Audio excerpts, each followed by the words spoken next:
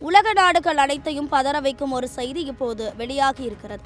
அமெரிக்க அதிபர் Donald Trump Iran மீது ஒரு அதிரடி தாக்குதலை நடத்த திட்டமிட்டுள்ளதாக தெரிவித்துள்ளார். இது சாதாரண மிரட்டல் இல்லை, லிமிட்டட் மிலிட்டரி ஸ்ட்ரைக், அதாவது ஈரானின் அணு ஆயுத திட்டங்களை முடக்குவதற்காக குறுகிய கால ராணுவ தாக்குதலை நடத்துவது பற்றிய தீவிரமாக பரிசீலித்து வருவதாக ட்ரம்ப் வெளிப்படையாகவே பேட்டியில் கூறியிருப்பதுதான் இப்போது சர்வதேச அரசியலில் பற்றி எரியும் விஷயமாக இருக்கிறது. செய்தியாளர்கள் ட்ரம்பிடம் பேச்சுவார்த்தை நடந்து கொண்டிருக்கும் போதே தாக்குதல் நடத்துவீர்களா என்று கேட்டதற்கு நான் அதை யோசித்துக் கொண்டிருக்கிறேன் என்று ட்ரம்ப் பதிலளித்திருப்பது ஈரான் தரப்பை உலுக்கியுள்ளது. ஈரானை அணு ஆயுதங்களை உருவாக்க விடாமல் தடுப்பதே இதன் நோக்கம் என்று அமெரிக்கா கூறுகிறது.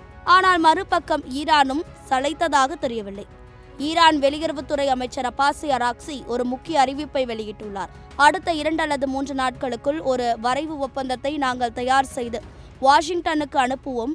ஒரு வாரத்திற்குள் உண்மையான பேச்சுவார்த்தையை தொடங்கி நல்ல முடிவை எட்ட முடியும் என நம்புகிறோம் என்று அவர் கூறியுள்ளார்.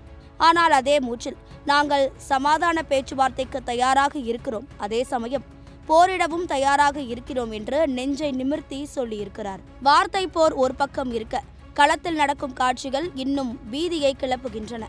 அமெரிக்கா உலகின் மிகப்பெரிய போர்க்கப்பலான US ஜெரால்ட் ஆர் ஃபோர்டை மத்திய தரைக்கடல் பகுதிக்கு அனுப்பியுள்ளது. ஜிப்ரால்டர் ஜலசந்தி வழியாக இந்த கப்பல் வரும் புகைப்படங்கள் வெளியாகி பதற்றத்தை அதிகரித்துள்ளன.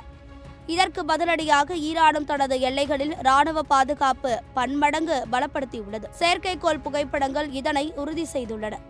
ஈரானின் உச்ச தலைவர் அயதுல்லா கமேனி சமூக வலைதளங்களில் அமெரிக்காவுக்கு கடும் எச்சரிக்கை விடுத்துள்ளார். ஜெனீவாவில் நடந்த பேச்சுவார்த்தையில் முன்னேற்றம் இருப்பதாக சொன்னாலும் ஒருவேளை பேச்சுவார்த்தை தோல்வியடைந்தால் போர் நிச்சயம் என்கின்றது ஒரு தரப்பு. அடுத்த சில நாட்களில் ஈரான் அனுப்ப போகும் அந்த ஒப்பந்தத்தை ட்ரம்ப் ஏற்பாரா அல்லது தனது போர்க்கப்பல்களுக்கு தாக்குதல் உத்தரவை பிறப்பிப்பாரா? உலகமே மூச்சை பிடித்துக் கொண்டு காத்து கொண்டிருக்கிறது.